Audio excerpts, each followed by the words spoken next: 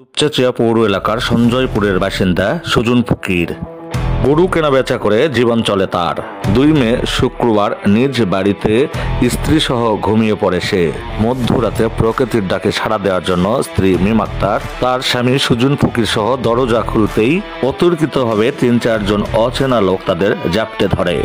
বেদম মারধর করে দড়ি দিয়ে বেঁধে ফেলে স্বামী স্ত্রীকে। আক্রমণকারীরা ওই স্বামী স্ত্রীকে আবারও ঘরে ঢুকায়। মুখে কষ্টেপ লাগিয়ে স্বামী স্ত্রীকে ঘরের মধ্যেও ফেলে রাখে।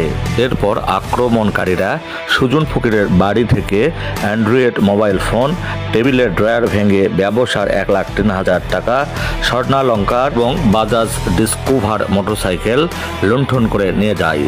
এ ঘটনায় দুপচাঁচিয়া থানায় অজ্ঞাত 3-4 জনের বিরুদ্ধে মামলা দায়ের করে সুজন ফকির। মামলা গ্রহণ করেই তৎপর হয় দুপচাঁচিয়া থানা পুলিশ। সোর্স আর তথ্য প্রযুক্তির মাধ্যমে লুণ্ঠনকারীদের শনাক্ত করতে মাঠে নামে দুপচাঁচিয়া থানা পুলিশের একটি আভিযানিক দল। অবশেষে লুণ্ঠনকারী শনাক্ত করে রবিবার ভোরের আলো ফোটার আগেই সঞ্জয়পুর গ্রামের নিজ বাড়ি থেকে গ্রেফতার করা হয় মৃত হজরত আলীর ছেলে দস্যু তোতা প্রামাণিককে। গ্রেফতারকৃত দস্যু তোতা প্রামাণিকের স্বীকারোক্তি মোতাবেক গ্রেফতার করা হয় আরও 3 দস্যুকে।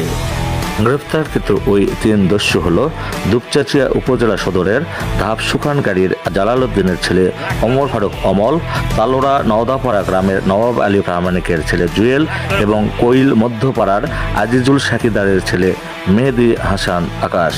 এ সময় তাদের হেফাজত থেকে লুণ্ঠিত মোটরসাইকেল এবং কিছু টাকা উদ্ধার করে পুলিশ। দুপচাঁচিয়া থানার অফিসার ইনচার্জ ফরিদুল ইসলাম জানান, গ্রেফতারকৃতদের রবিবার 4 মে আদালতের মাধ্যমে কারাগারে পাঠানো হয়েছে। ফরিদুল ইসলাম আরও জানান, অপরাধ দমনে সর্বদা সচেষ্ট থাকবে দুপচাঁচিয়া থানা পুলিশ।